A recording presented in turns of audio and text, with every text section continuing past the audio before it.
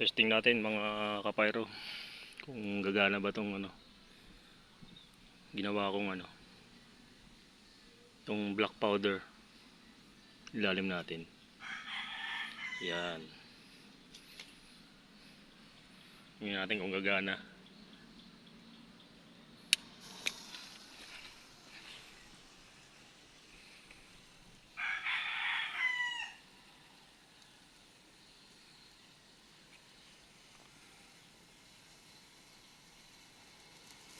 Yun ay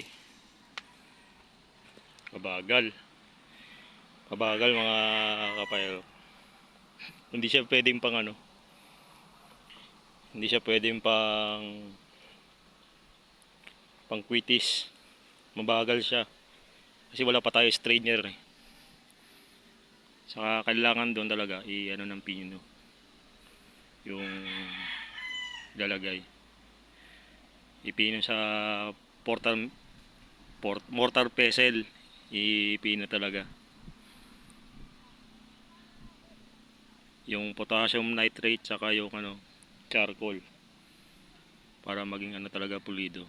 Saka sa strainer, mga 10 strainer, mga 5 ganyan, salin-salin. Ngayon dito lang mga kapayro.